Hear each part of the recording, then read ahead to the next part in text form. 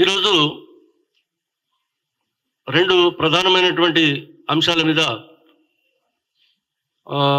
Party స్పందనను తెలియజేయదలుచుకున్నాం. మరి ముఖ్యంగా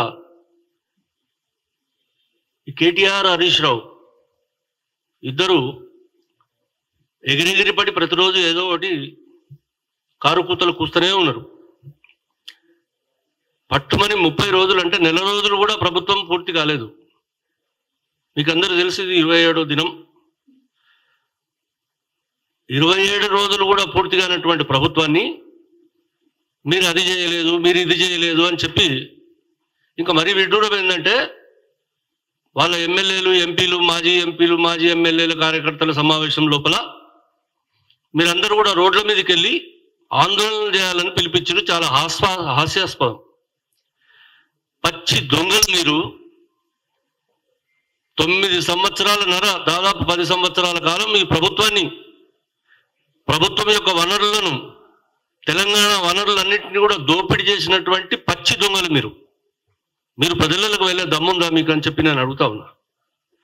ఇవాళ దాకా కూడా 28వ తారీఖు నుంచి 6వ తారీఖు దాకా శ్రీ రేవంత్ రెడ్డి గారి నాయకత్వం లోపల మొత్తం తెలంగాణ ప్రజానీకమంతా కూడా తమ ఇళ్ల నుంచి వీధి, వాడ, పట్టణము, నగరం అనేటువంటి తేడా లేకుండా అన్ని వర్గాలకు సంబంధించినటువంటి ప్రజలు ఇవాళ వాళ్ళ అవసరాలను తీర్చుకోవడానికి ప్రజా పాలన ఏదైతే కార్యక్రమం జరుగుతూ ఉన్నదో ఆ కాలానికి వస్తూ ఉన్నారు.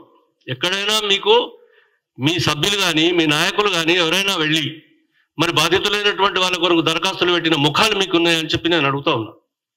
మీరు అసలు ప్రజలకు పోయి ఆ సభలు జరిగే దగ్గర అది అధికారిక పార్టీ లేకపోతే ఇంకేదో పార్టీ చేస్తున్నటువంటి కార్యక్రమం కాదు, ప్రభుత్వ కార్యక్రమమే.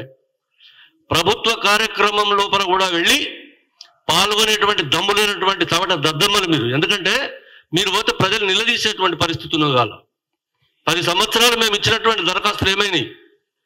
ఎన్నికల కంటే ముందే ఇంటింటి సర్వే అని చెప్పి 24 గంటలలో సర్వే చేస్తామని చెప్పి రాసుకొచ్చినటువంటి సర్వే రిపోర్ట్స్ ఏమైనాయి? ఇవాళ ఎవరికి రేషన్ కార్డు మీ ప్రభుత్వంలో దిక్కులేదు. బర్రెల పేర్ల మీద ఇవాళ వాళ్ళందరి దగ్గర డబ్బులు తీసుకొని ప్రభుత్వం కళాలకు జమ చేసుకున్నారు. వాళ్ళకు బర్రెలు ఇవ్వలేదు, గొర్రెలు ఇవ్వలేదు. గృహలక్ష్మి పేరు మీద ఇవాళ మీరు ఇల్లు ఇస్తామని చెప్పి అనేకమైనటువంటి వాగ్దానాలు చేసి ఇవాళ ఒక్కరికి కూడా ఇల్లు ఇవ్వలేదు. మీరా మా ప్రభుత్వాన్ని విమర్శించేది? ఇవాళ శ్రీమతి సోనియా గాంధీ గారి నాయకత్వం లోపల ఈ రాష్ట్రం లోపల 6 గ్యారెంటీలు ఇస్తామని చెప్పి రాష్ట్ర ప్రజలకు హామీ ఇవ్వడం జరిగింది. సోనియా గాంధీ గారు ఇచ్చినటువంటి హామీని ప్రజలు తూచా తప్పకుండా అమలు చేసేటువంటి కార్యక్రమం ఉన్నది. నమ్మేటువంటి పరిస్థితి ఒక్క సోనియా గాంధీ గారికి ఉన్నది. ఎందుకంటే తెలంగాణ ప్రదాత శ్రీమతి సోనియా గాంధీ గారు మాత్రమే. ఈనాడు ఈ తెలంగాణ ఉద్భవించిందంటే శ్రీమతి సోనియా గాంధీ గారి దయా దాక్షిణ్యాల వల్ల ఉద్భవించినటువంటి తెలంగాణ. ఇది నేను మాత్రమే అనలేదు.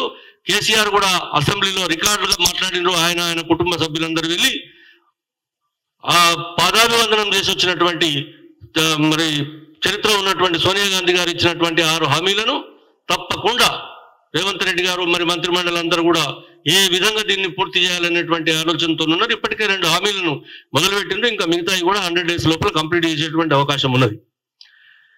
గృహలక్ష్మి క్యాన్సిల్ చేసిండ్రు అని చెప్పి జీవో ఇచ్చిండ్రు. ఎస్, ఏం గృహలక్ష్మి? అది ఇందిరమ్మ పథకం, ఇందిరమ్మ ఇళ్ళు అని చెప్పి రేపటి నుంచి రేవంత్ రెడ్డి గారు ఇవ్వడానికి సిద్ధపడ్డారు.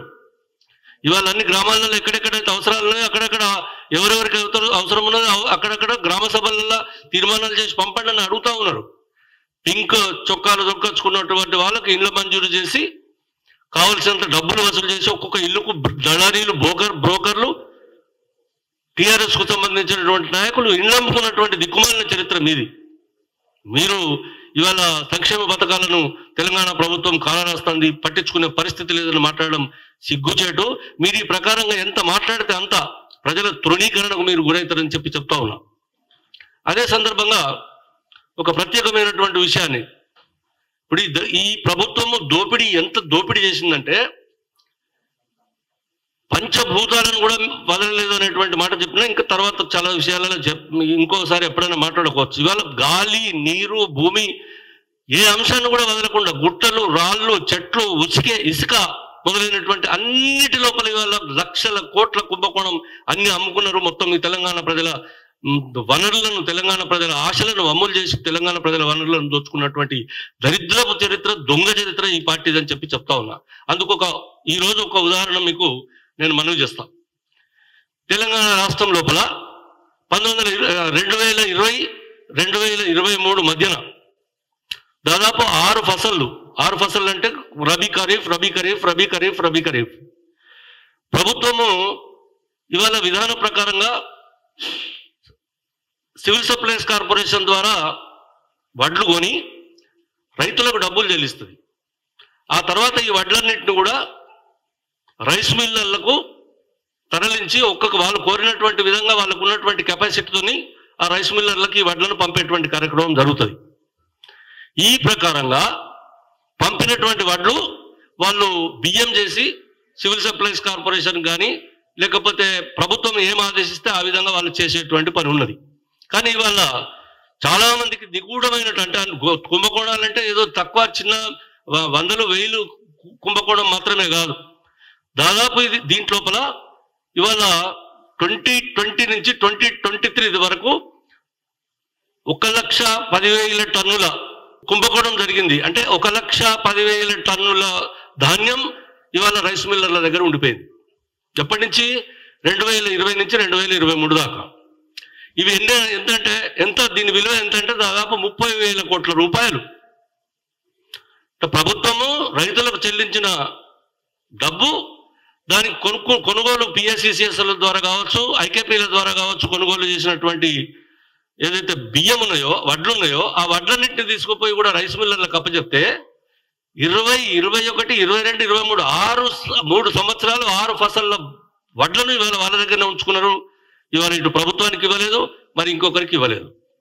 కాబట్టి దీని మీద ఇదివరకు అనేకమైనటువంటి ఆరోపణలు కేంద్ర ప్రభుత్వం మీద వీళ్ళు చేసింది. ఏమనంటే ఎఫ్సిఐ కొంటలేదు, ఎఫ్సిఐ దగ్గర స్పేస్ లేదు అనేటువంటి చిల్లర మాటలు మాట్లాడారు. దానికి ఉదాహరణగా ఇప్పుడు ఎఫ్సిఐ ఒక ఉత్తరం కూడా రాసింది. నేను దీని తర్వాత మీకు ఫ్యాక్స్లా మా ఆఫీస్ నుంచి నేను పంపేటువంటి ఏర్పాటు చేస్తాను. ఇది ఎన్నడూ రాసిందంటే 20వ తారీఖు 7వ నెల 2022 లోపల మీరు ఈ వడ్లన్నింటినీ కూడా రాష్ట్ర ప్రభుత్వము సివిల్ సప్లైస్ కార్పొరేషన్ దుర్వినియోగం చేస్తూ ఉన్నది కాబట్టి మేము మీ దగ్గర వడ్లు తీసుకోము, బియ్యం తీసుకోము అనేటువంటి ఒక లెటర్ స్టేట్ గవర్నమెంట్కు 20వ తారీఖు 7వ నెల 2022 సంవత్సరం లోపల పంపడం జరిగింది.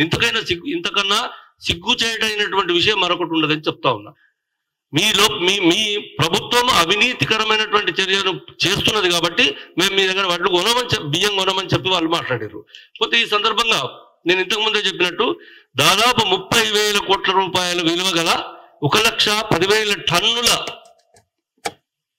వడ్లు ప్రభుత్వం వాళ్ళ దగ్గర డిపాజిట్గా పెట్టినటువంటి వడ్లు, దాచుకోవని మీ దగ్గర సేఫ్ కస్టడీలో పెట్టినటువంటి వడ్లు ఇవాళ ఏ మిల్లుల దగ్గర కూడా లేవు. మిల్లులన్నీ ఈ రాష్ట్రం లోపల దాదాపు 3,400 మిల్లులు ఉన్నాయి.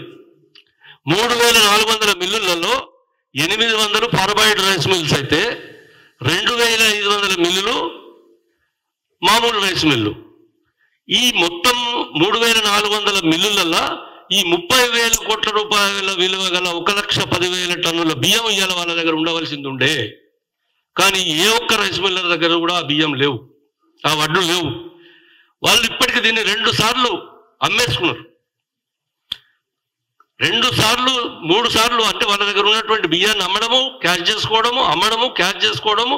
ఒక్కొక్క దగ్గర 100 కోట్ల రూపాయల బియ్యం ఒక్కొక్క రైస్ మిల్లర్ దగ్గర ఆగిపోయినాయి.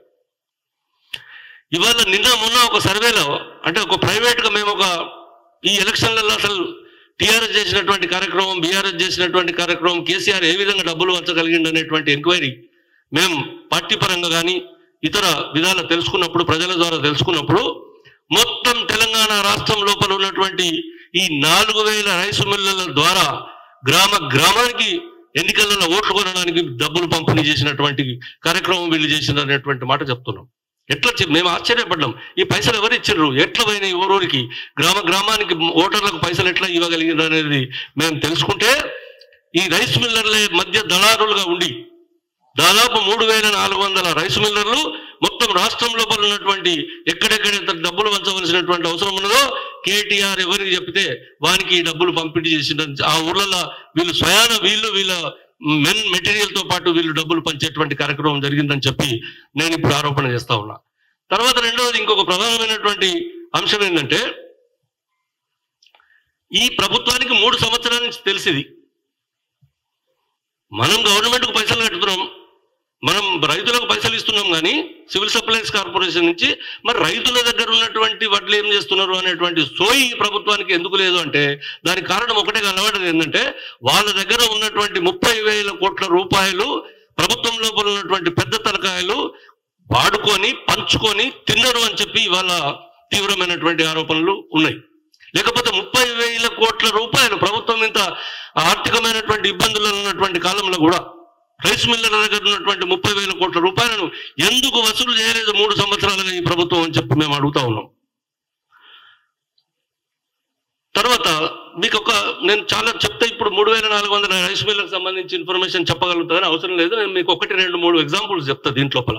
ఉదాహరణకు దీంట్లోపల ఇన్వాల్వ్ అయిన వాళ్ళు ఇప్పుడు ఒక ఆయన బి వేణుగోపాల్ కిషన్ అనేట ఒక ఆయన, ఇతని పేరు బి వేణుగోపాల్ కిషన్. ఈయనకు ఒక 7-8 రైస్ మిల్లులు ఉన్నాయి. Karimnagar civil supplies minister Gangula Kamalakar గారి ఏలుబడి లోపల ఉన్నటువంటి ప్రాంతం లోపల రైస్ మిల్లు నడిపించేటువంటి వ్యక్తి. ఈయనను వేణుగోపాల్ అని ఎవడు విలువడు.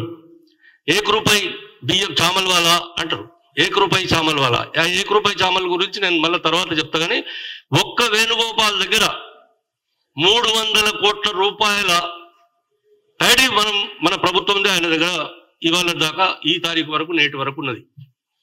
అంటే 3 సంవత్సరాల నుంచి 300 కోట్ల రూపాయల ప్యాడీ ఆయన దగ్గర ఉంటే ఎందుకు అటువంటి వాళ్ళ దగ్గర నుంచి వసూలు చేయలేదు, ఎందుకు తీసుకురాలేదు అనేటువంటి ప్రశ్న ఇవాళ.